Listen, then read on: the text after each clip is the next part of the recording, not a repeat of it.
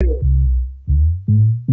my girls at? I hear it every day is Monday. Where my girls at? Independent, free spirit. Ooh, it's something serious. Where my girls at? We link up in a cool minute. Where my girls at? It's going down, down. Where my girls at?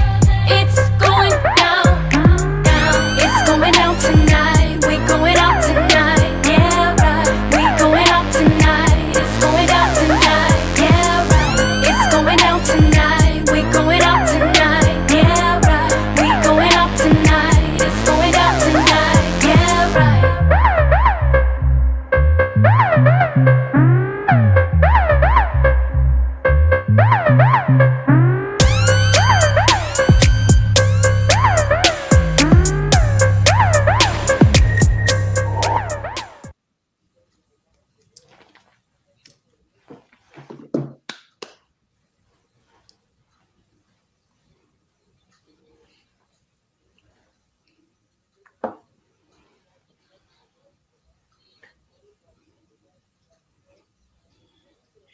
It's going down. It's going down. It's going down. It's going down. It's going down on a Monday.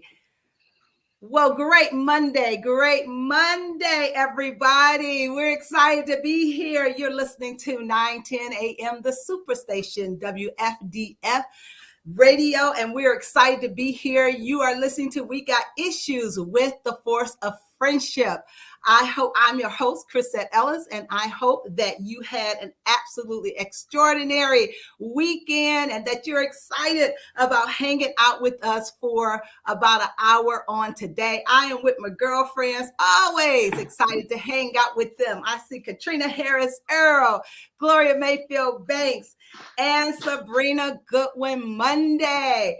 OMG, you know what? We got a lot to talk about, so much that's going on in our country, in our world, and we get to share some of it with you Monday through Friday from 6 to 7 p.m. Eastern Standard Time. We absolutely love when you call and you share your comments and your issues, because you know we all got issues, some more than others. I won't call nobody's name, but we're excited when you call, and you can reach us at 313. Oh, say your name. Say your name. Say your name. I'm raising my hand. Hanging around with these girls, they rub off on you. So anyway, I got to remember, first lady. Don't let them change who you are. Don't do that. Absolutely. You sure do become like the people you hang around. But we do love when you call in and voice your opinion, and it don't have to be our opinion. We love when you have a different opinion. So many times you've called in and you shared some lessons, some light, and a whole lot of laughter with us. So we want to hear from you at 313-778 7600 is our number. And we're just, again, glad to be here on today with another awesome topic on Friday. Oh my goodness, Friday's show was really, really good. We had Paul Ritter that gave us some amazing tips on our health. And I'm telling you, all the girlfriends, we ordered everything. Now, first time we ordered the wrong thing and then finally got the right thing. Thanks to you. Okay. So we are going to be hazy, lazy, crazy, dizzy, airy, spacey. Stop talking about yourself. Stop talking about yourself, Sabrina. Stop talking about yourself. So anyhow, we had a great show on Friday with Paul, and we absolutely are going to bring Paul back because he was just so good, so much great information, because we know that health is our wealth. But on today, we're going to talk about a topic that really is very important. And of course, we know that October is Breast Cancer Awareness Month. And we had a phenomenal guest on last week that, talked about, having breast cancer, and Dawn Floyd and her organization, My Sister's Pink Journey. But today we're going to be talking about domestic violence, because October is Domestic Violence Month as well.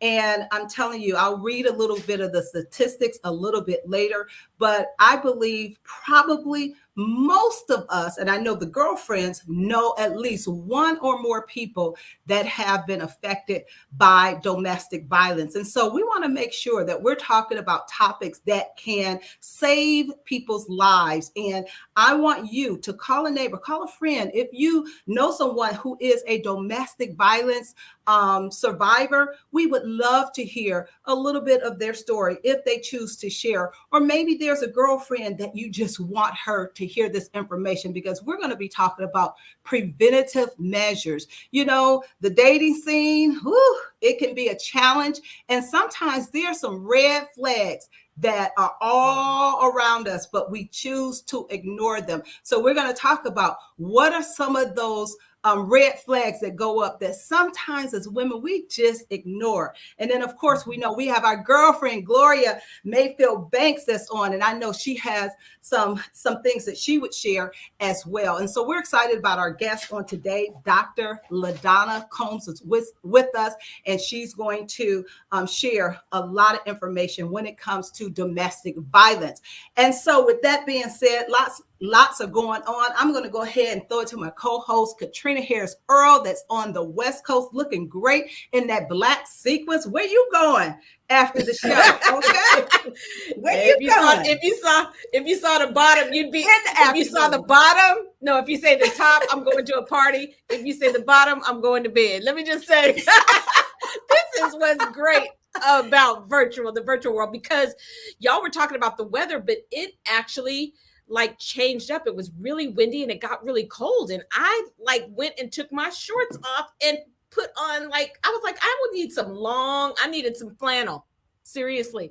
Now, granted, it ain't cold, it's not Chicago cold, but it got cold and it was windy, and I was like, do I need to turn my heater on? So trust, one day next week it'll be probably back to 100 degrees before we go all the way deep in fall. But I am looking for, I won't say excited, definitely not excited to talk about this topic, but it is very near and dear to all of our hearts. And I am excited about the fact that we get to be a source of inspiration, of hope, of possibility for women. And so looking forward to the topic. I wanted to just talk about, before we jump in, hot topic today, traveling, y'all. Did you see Southwest Airlines, all those cancellations? My assistant came from Vegas and she said that her flight was the only one that was not canceled, that there were like 1,000. She was giving me the number of flights in Vegas that had been canceled. Today, I had to make one major change to something to maintain my status with United Airlines. And I am embarrassed to say that I was on hold from 7 a.m. till noon. I was walking around the house doing stuff. When I tell you these people, between people walking off, it took me from 7 a.m. after I finished the call earlier with Gloria to noon Pacific time. I'm like, they are getting this. I know I'm talking about everything, but they're getting you ready for AI. I'm going to do a show on AI because you're going to get to the point that you're like, I would rather a computer do it for me than wait for these live people. Because all it was numbers, and a computer could have done it like that if it had been programmed properly. So it's a lot going on. There's not enough people to work.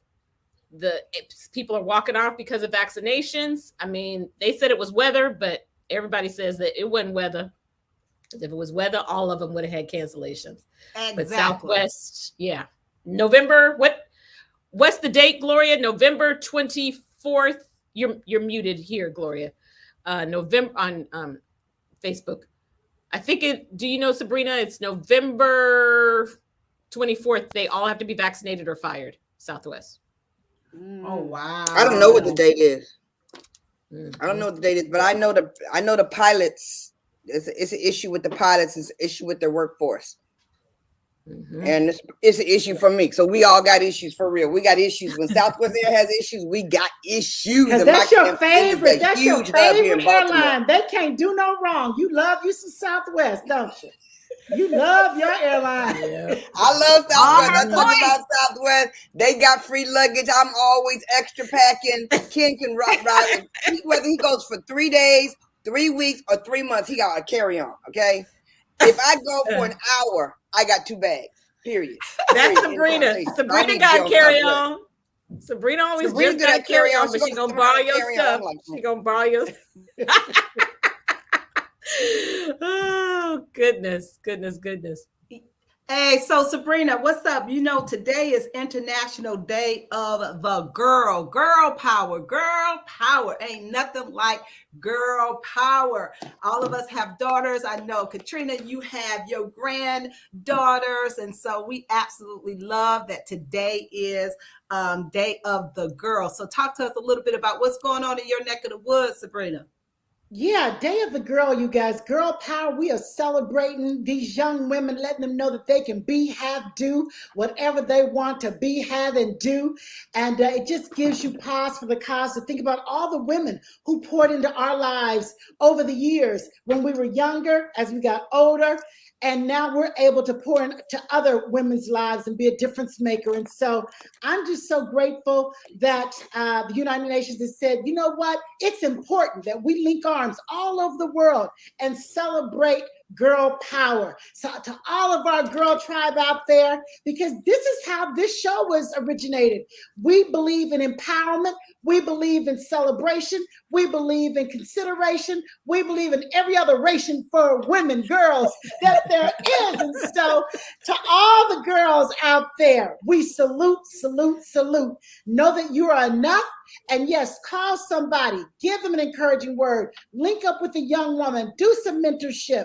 It takes a village. So we're celebrating Girls' Day, girl power. Yes, we are. Gloria, how are you today? I am so good, y'all. I'm over here fidgeting with this and fidgeting with that and getting this together and getting this together. It's never all together. I'm always fighting to be all together, but I'm excited about this topic on this particular day. To talk about domestic violence on the day of International Girl Power Day is a big deal. And, you know, it's a topic that we tiptoe around, but it's a very important topic because 1 out of every 3 women have been touched by it, seen it, been with it, some kind of thing. And you know, it's an interesting time to pay attention to domestic violence. At the same month you're paying attention to breast cancer, but you know, it's so much to investigate. It's so much for us to be aware of. So this is a big deal. I'm glad to get into this topic because it's not often that you really get into it like that. And then someone wrote, Carolyn said, the gang's all here. All 4 of us are here today. Yay! The force of friendship. Everybody's here on the same day at the same time. So this is so exciting. I'm throwing it back to you, Chris. Let's go. Yeah. All right. Well, you guys, I am so thrilled and excited about our guest that is joining us. If you can bring Dr. LaDonna Combs, let's give her a big hand as she comes to the stage. We're excited to have her with us on today.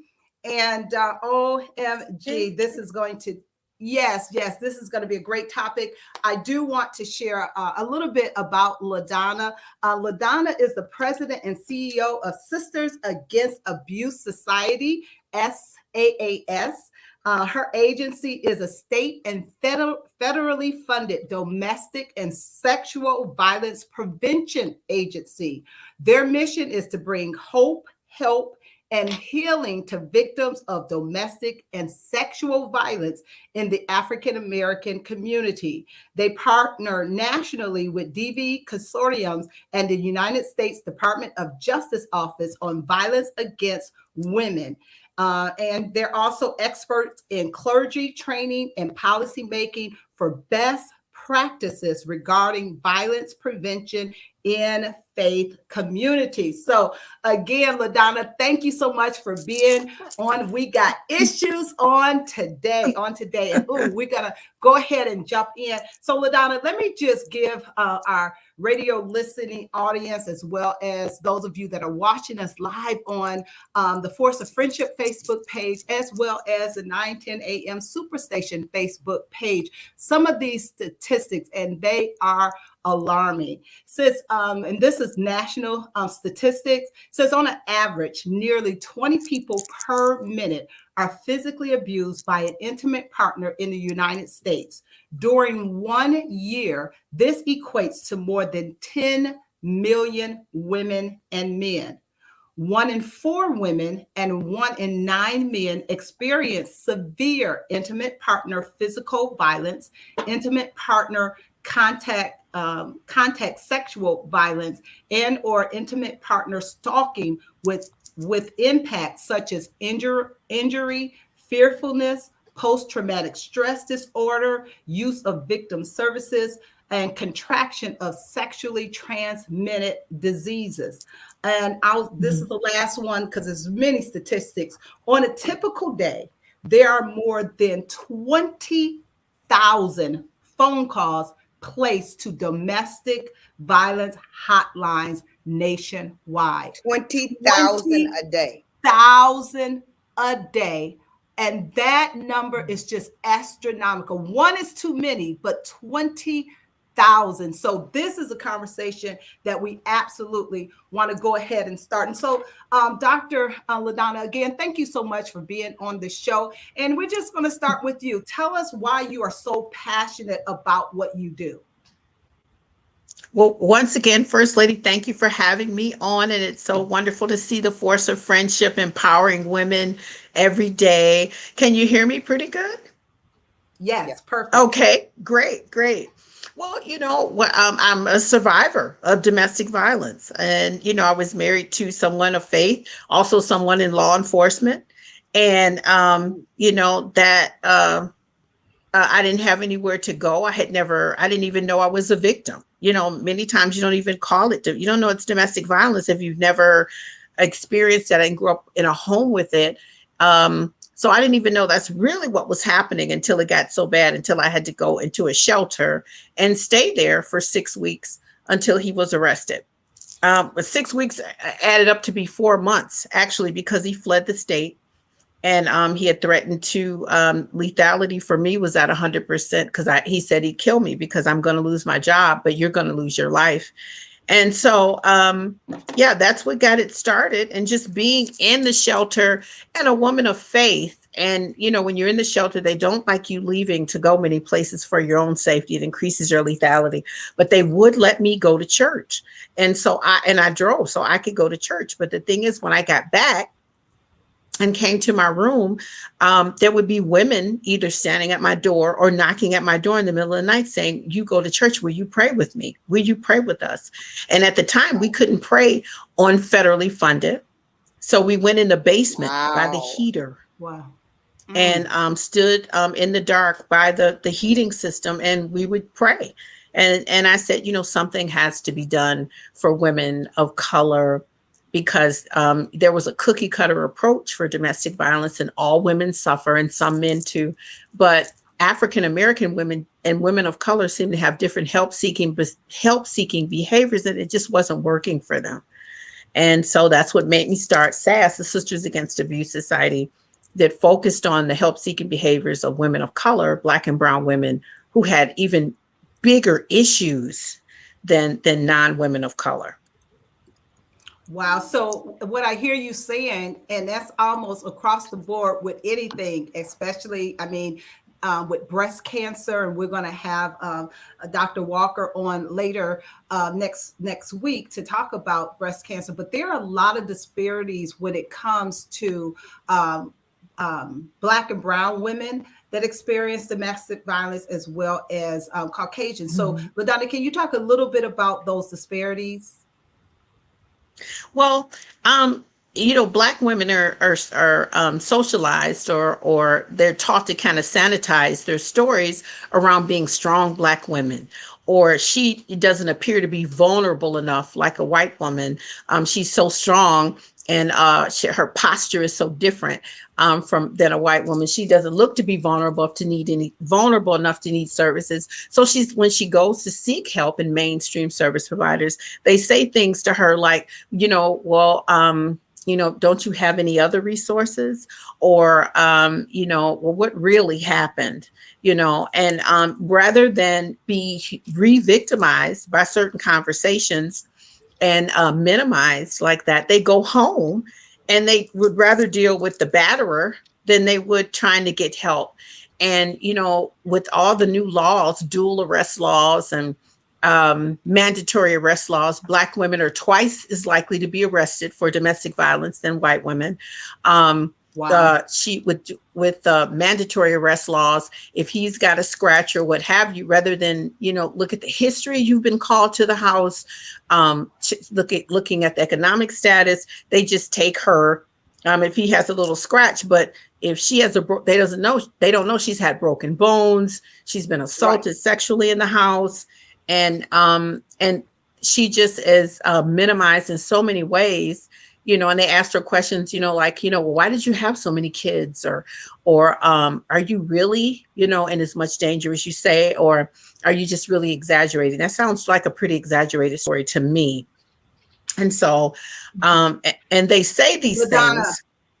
We're going to go Yes. ahead and take our first break, and we have so many people waiting on the line. And so we're going to go to our callers right after we take this break. You are listening to 910 AM, the Superstation, WFDF, with We Got Issues with the Force of Friendship. Our guest is Dr. LaDonna Combs, and we're talking about the impact of domestic violence. We'll be right back after the break.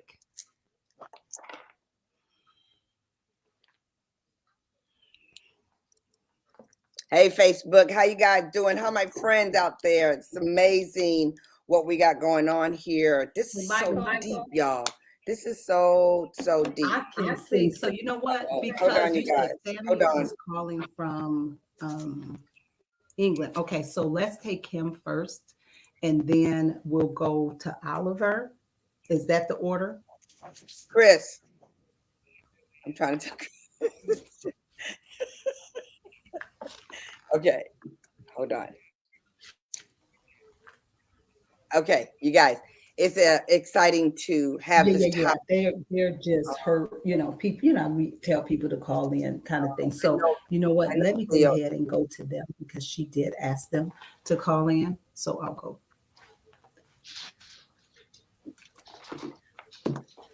You.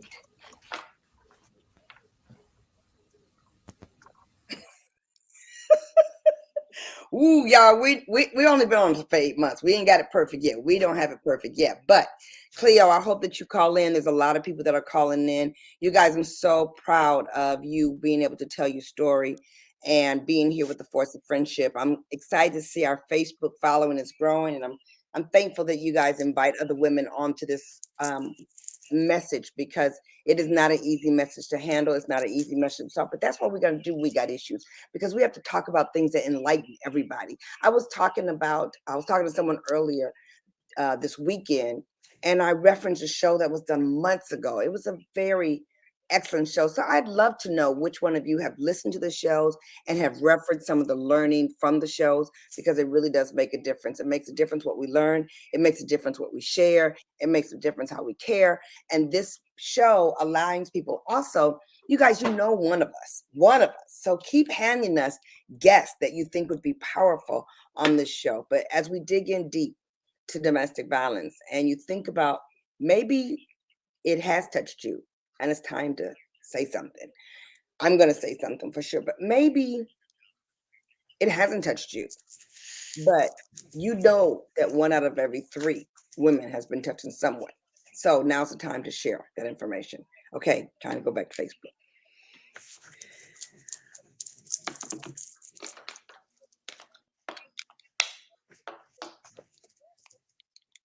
On today is Dr. LaDonna Combs, and we are talking about the impact of domestic violence. And we're going to go to the phone calls because we have so many that are waiting, and we want you, if you are holding, we want you to hold on, because we want to get to the callers on today. And so I'm going to talk to Oliver. Are you there? Our first caller, Oliver.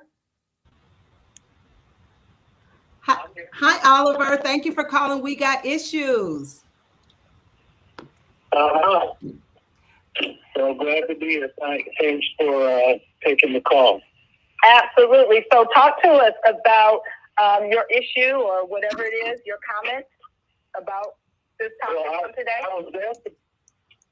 was asked to call in by Dr. Combs. I'm Dr. Oliver Williams, professor at the University of Minnesota School of Social Work, and I've been working in the field of domestic violence for more than about 40 years. And my understanding is that I was supposed to call in and give a 1-minute comment about the importance of being able to work within the church and around the issue of domestic violence. And we have there's a website that I have called will2change.org. That's WILL. It's number 2, not TWO. It's the digit 2, change.org. And you'll see something there called Speaking of Faith. When we went to 4 churches, Greater Grace was one of them. And we got a chance to kind of interview different churches about the work that they did to address the issue of domestic violence and the significance of working with it. And the thing that you all said earlier is the fact that sometimes women, as LaDonna talked about, will try to go to the church and people will not believe what she has to say because they're not familiar with the issue or how to respond. And the thing is that we need to be able to listen to her, believe her, and to try to find ways to respond to her. You know, in this work that we've been doing, I've been in the United States, across the United States, trying to do this stuff, but I'm working with a colleague in South Africa who works with 9 different faiths. And what's interesting is that people may not know how to challenge or the misinformation that people give with regard to faith texts and philosophy. God doesn't want a woman to be a victim of abuse or to stay in a dangerous circumstance.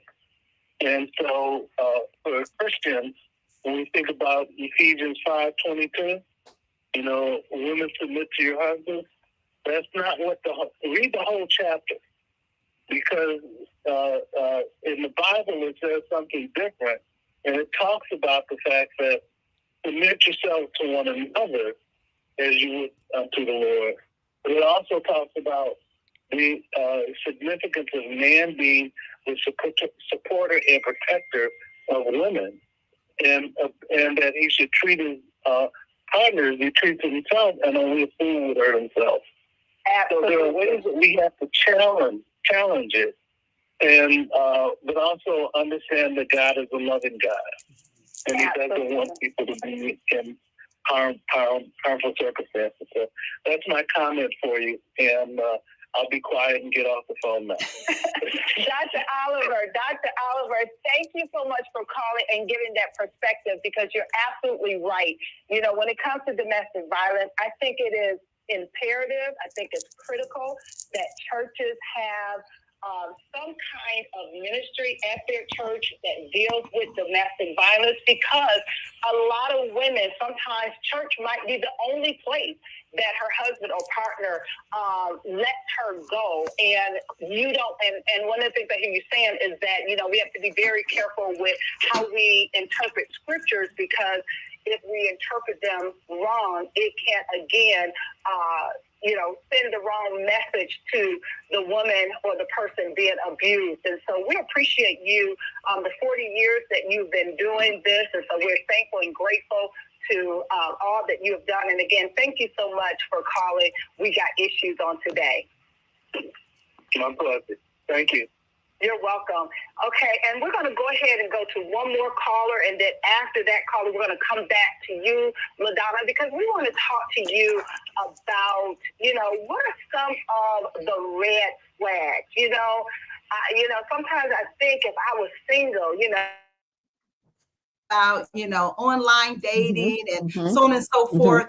But, when you're dating someone, I'm sure there are some red flags that pop up that you can say, I'm not really sure if I should continue in a relationship with that person. So we want to talk about those red flags right after this caller. Dr. Adrian, are you there? Yes, I am. Oh, you. Thank you for calling. We got issues. Talk to us. Yes, I am an overcomer, not just a survivor of domestic violence for 18 years. I married very young, and right out of while I was in college, dropped out of college because in those days they were, family first, and whatever sacrifice you make for family, that's very important. Raised up third generation faith-based Christians with a very distorted view of a woman's role in the family. And so I went through all the right protocol, as they say. If something wrong, you fix it. You got to make them happy. Went through all the right protocols. My ex was a very intelligent man, very known in the community, and everybody liked him because he had his community profile personality. And at home, he turned into somebody totally different. But I was so busy dealing with my sister who was being beat and stabbed and stumped with her a very, very physical, aggressive abuse that I just didn't even focus on mine because they said, well, girl, if you got a house, you got a job, you know what I'm saying? You just got to hang in there and figure it out, You got to keep praying, you got to keep fasting because, you got to figure it out. But one day I woke up. I woke up one day because I was working at that time for the first black dating violence by a federal business like this. And one thing that happened was a victim class training in order to continue my working with the dating violence youth, African American youth. So the first African American youth for dating violence. And I didn't even realize that I was a victim of domestic violence. Because I always made the excuses, you work too hard, he's fired, You know how black people have to do discrimination in the system. You know how job people are discriminated against our men. You can help us to be stressed. We live in a stress society.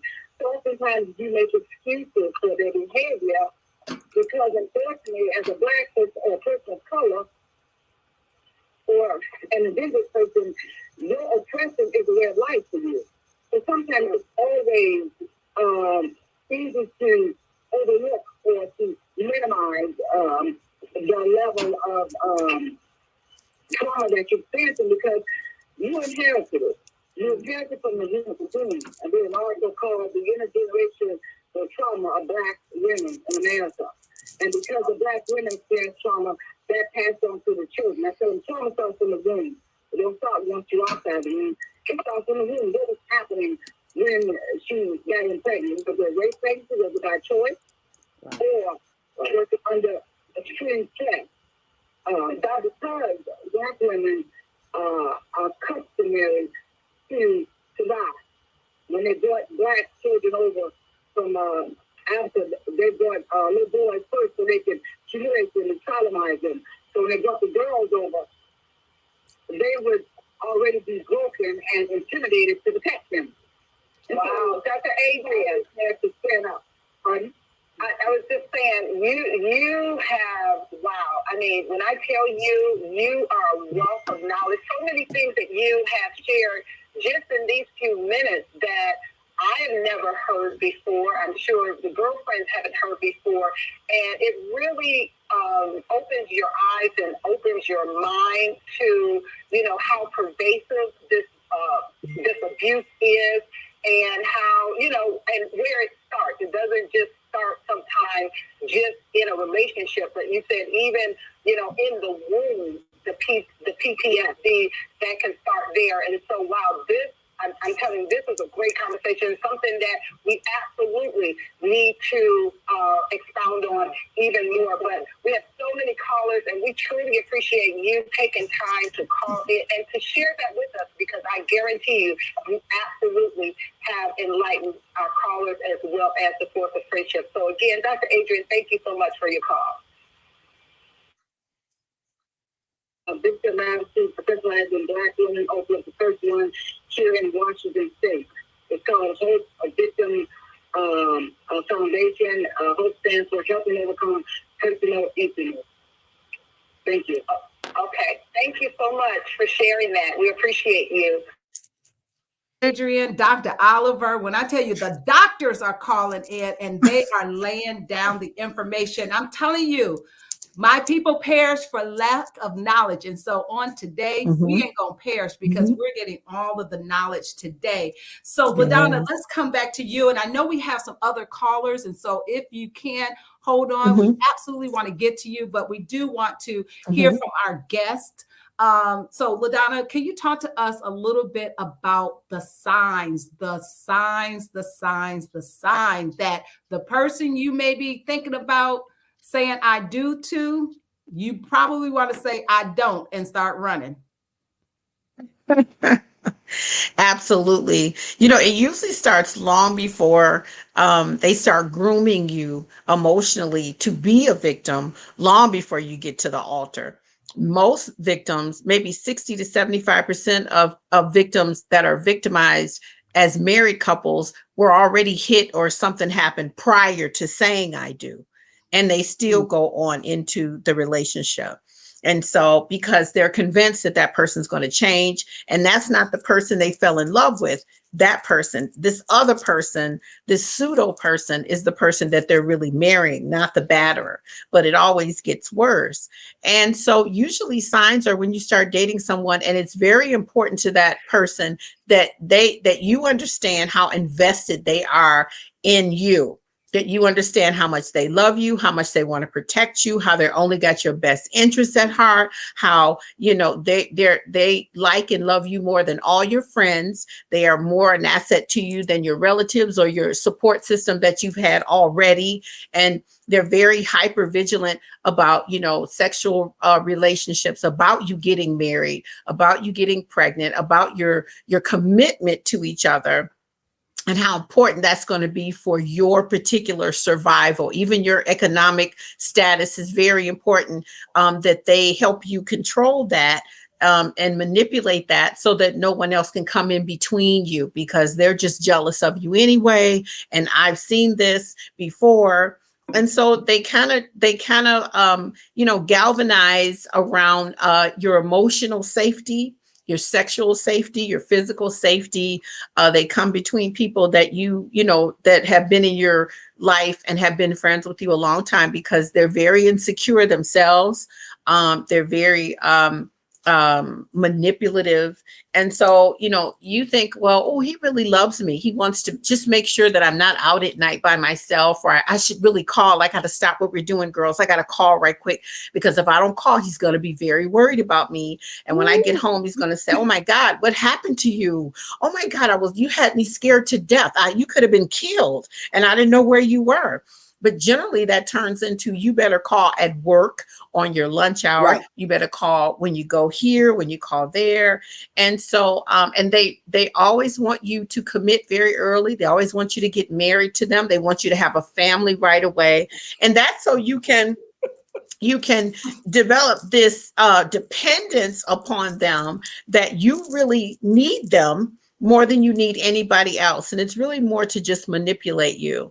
And they won't be as aggressive as they until they need to be more. As long as you obey them and do what they want you to do. Many times they don't use the force until they have to. And then once it happens, you'll do anything you can, walk on eggshells to make sure it doesn't happen again. And they know that. But you really don't have any control over that, because, right. But Dr. LaDonna, you don't have any control over that. Go ahead. I wanted to say something, but no, that's okay. I wanted to say something, but I couldn't say anything. I wanted to say something because I couldn't say anything. And the reason I couldn't say anything, I've been where you're talking about. And the reason I wanted you to continue with the storyline is because many people, when they hear what you just said, they're going to wake up and say, oh, wow, that's me. Because when you're in the midst of it, you don't even know that's what's going on. And you don't even recognize that's what's happening. And you you start walking on these eggshells, and you're so into preventing something from happening to you that you forget the freedom that you once had. You forget the freedom that you once enjoyed, and you do convince yourself he's just protecting me. You do convince yourself you got a better life ahead of you. You do convince yourself that you would never fall in love with someone who would do something like that to you until it's way too late. I mean, I'm just listening to you. And when I went down the aisle, because I was in 10 years domestic violence, and you're right, they show all these signs before you go down the aisle, and you convince yourself. I always tell people we're the most persuasive to ourselves. Right. You convince. So the stories you're telling me, I mean, I hope all our listeners are hearing these stories, because when you can re-articulate what she just said to different people, it gives them a chance to wake up. And the other thing, Dr. LaDonna, is it's true, you have to be awoken several times. You know, one hit doesn't wake you up. One argument doesn't wake you up. One encounter doesn't wake you up. Even your best friend can see it happen to you, and you will defend him in front of everybody. So I just appreciate Chris. I know you got callers on the line, but you know, everything you said, I just want to say I've been there. Like that was my truth.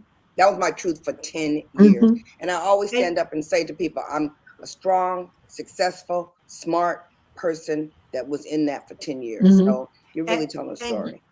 And Gloria, I'm so glad you said that, because, you know, it's the myths. And I know Caterina has a question, and then LaDonna, we're going to go to a caller, but there are a lot of myths out there about women that get themselves caught up in a domestic violence relationship, that they're this or they're that, or, you know, they're from this side of town, they're not educated, you know, and the list goes on and on. But I'm so glad that Gloria always, you know, shares that no, there are so many women highly educated, you know, smart, brilliant, and even the best of us can find ourselves in a domestic violence situation. Caterina, we'll go to you, and then we're going to go to our caller. Yes, Chris. I mean, you said that. It was my BFF who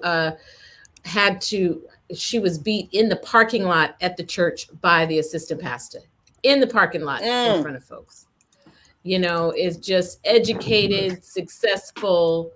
Dr. LaDonna, everything you're sharing is, and the callers have added so much value, and we are scrolling the number across the line for those that want to reach out to your organization and or the National Domestic Violence line. I want to ask a question about, where does narcissism and domestic violence, how does that, you know, are all narcissists? Is it domestic violence, even if it's not physical? We hear so much about narcissism, but when is that domestic violence? Because some people might say, oh, he's just a little bossy. He just likes things a certain way. So I would like to know more about that from myself and friends. Okay. So narcissism is one personality behavior, but domestic violence is rooted in power and control. So a person can think it's me, and that's just who they are, and be so into themselves they really don't have time really to be violent or whatever they need to be. The domestic violence part of it. Now there are batterers that have narcissistic behaviors, but it's not based in narcissism. It's based in the fact that they need power and control over you, and they need to maintain it. First, they need to execute it. Then they need to maintain it so that it's reinforced. So it's a pattern of grooming of behavior, you know, for women. And women really, they don't get themselves into it. Men, you know, and they pick women many times, and it doesn't have anything to do with your economic status, your height, your size, your weight, or anything like that. This is a gender-based crime. It's not gender specific, because men are victims too, but more men are victims of domestic violence. Maybe 33% of the victims are men, what we're finding nationally, but 2/3 of those victims are victims in same-sex relationships. So you still have men beating up their gay partners. So that's a bigger percentage. So women, the reason it's called a gender-based crime is because more than 75% of them have injuries enough that cost more than $5.8 billion a year in hospital visits. So that's why we call it a gender-based crime. So it's not so much what he thinks of himself, it's his need to manage, manipulate, and control everything that she does, because that makes him feel masculine. It's toxic masculinity that makes him minimize her gender, and that causes him to do those things. And so she's not so far finding men to do this. It's a choice. Violence is a choice. And it's also a crime, because she's not breaking the law by staying with him. He's breaking the law by hitting her. So it's a crime. And then you have to understand that the woman in the relationship, she loves him. She's got an investment in him, her children, her emotions, her finances, her partner's lifestyles. They travel together. They go places with people. They have built up a framework around their socialization. God forbid if they have a nice income and have a status in certain social circles. She's invested in him and her. And many times she's his better half. And so she has to be invested. It's not to let him down, not to let the community down, not to let the kids down. And she many times has lost herself already until she finds a way. LaDonna, that's a lot. That is a lot. And now, I mean, you are just really opening our eyes and really making it clearer to us how women are affected in so many areas of their life when they are with an abuser. We're going to go to the phone lines. We have Samuel calling from England. Are you still there, Samuel? Hi, ladies. Hello. Hello. Hello. Yeah, I'm a listener. I'm a survivor of domestic abuse. Well, talk to us, Samuel. Yeah, so I've been in 2 domestic abusive relationships. I'm really enjoying this. Really enjoying this show, ladies. Really are raising awareness. One thing, I really do think the statistics are really inaccurate. Here in the UK, they say 40% of men experience domestic abuse. Those are reported cases. You know, it's a lot higher than that. I really do feel, obviously, women do get abused a lot more than men. But I feel that men get more emotionally abused than physical. I mean, you wouldn't really see a woman strangling a man, would you? No. But with my last abuser, I do suspect she was on the narcissistic spectrum.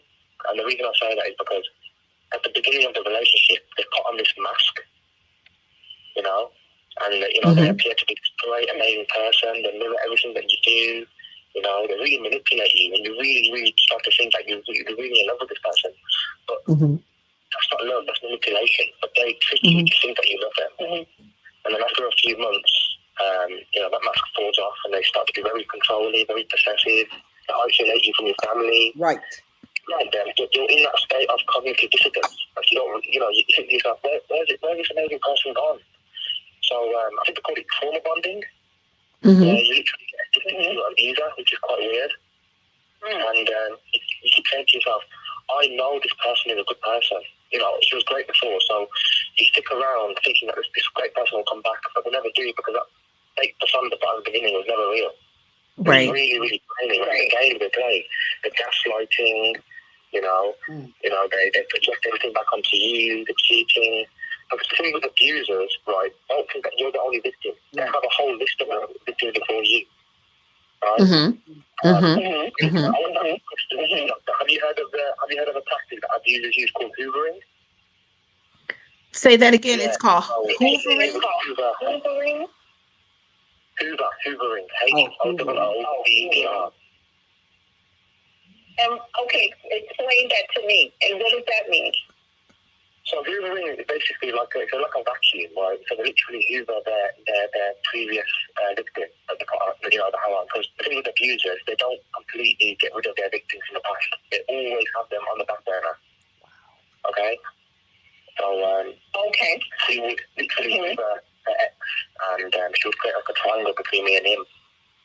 You know, but, you know, like you said earlier, Dr. LaDonna, narcissism and abuse are two different things. I mean, right. Narcissism can definitely influence the behaviour of abuse, but they are separable. You know, there's no excuse for abuse. It's definitely a choice. It could be a learned behaviour, maybe, or you know, some people just you know, being in control makes them feel powerful, which is not healthy. But yeah, it's also, I'm still healing. I'm still healing from all that damage I endured.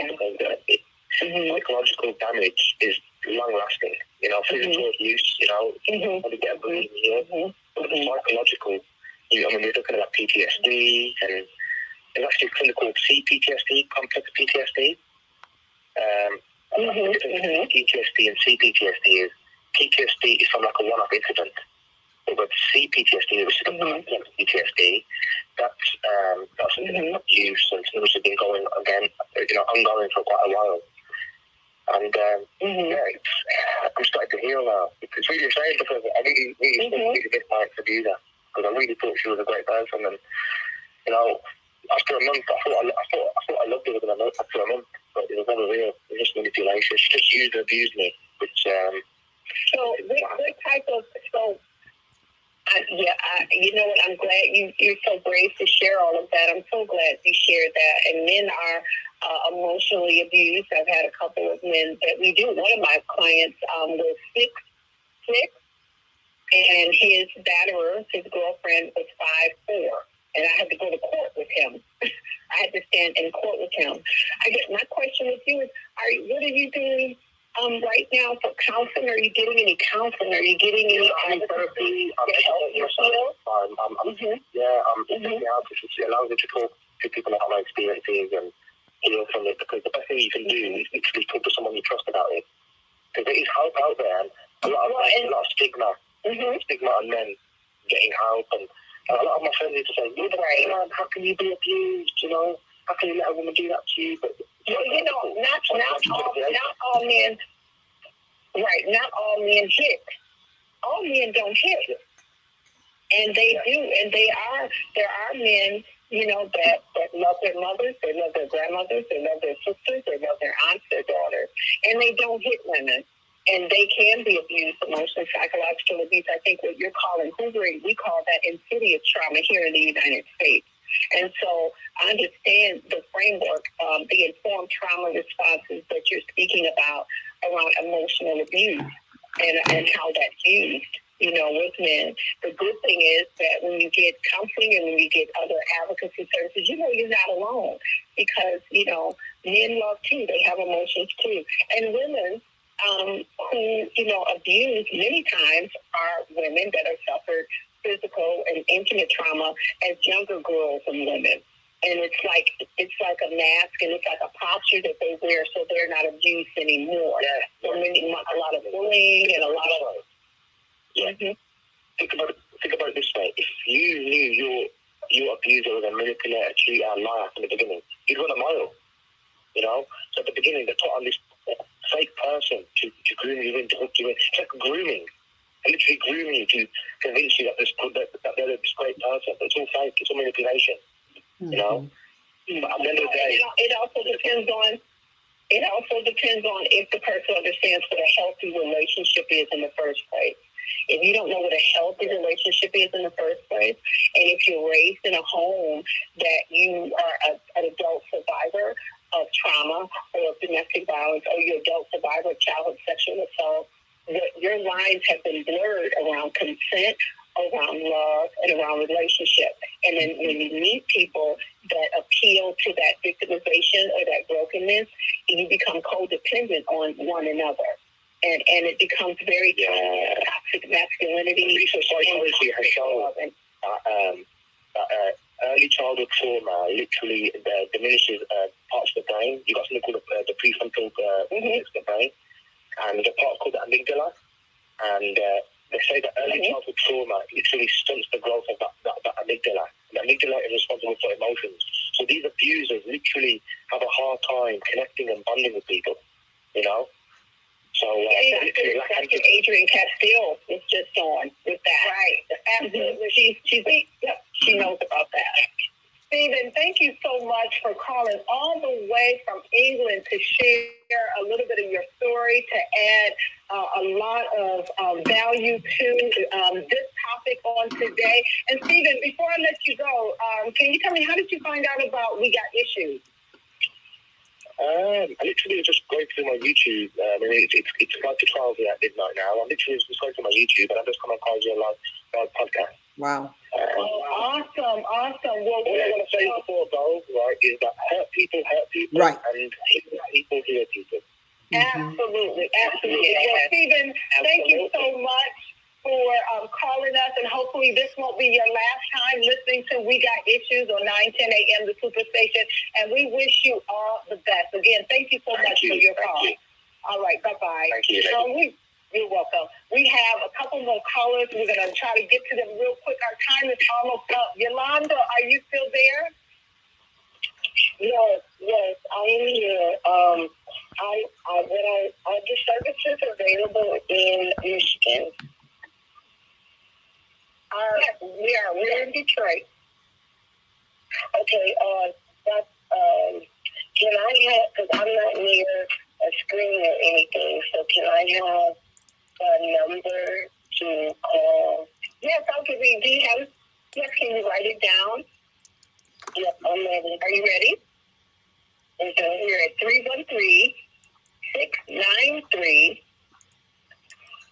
313-693-9322. Okay, 313-9322 area code. Okay, 693. 9322. And yes, give us a call. Someone will be in touch with you within 24 hours. So yes, we are in Michigan. We're in the southeastern area, but we also do Genesee and Ingham counties as well. Okay, and the last name is CONBS. Okay, it's hard to hear. Yes, it is. But the name of the agency is the Sisters Against Abuse Society, and we have a website. And the website is www.saasinthecity.org. Sisters Against Abuse Society. Society. Look us up online, and someone will be in touch with you as soon as you, within 24 hours, if you leave your information. Okay, thank you so much. Thank you for calling, Yolanda. All right, we have one more caller, and Antoinette, are you there? Are you there, Antoinette? Yes, I'm here.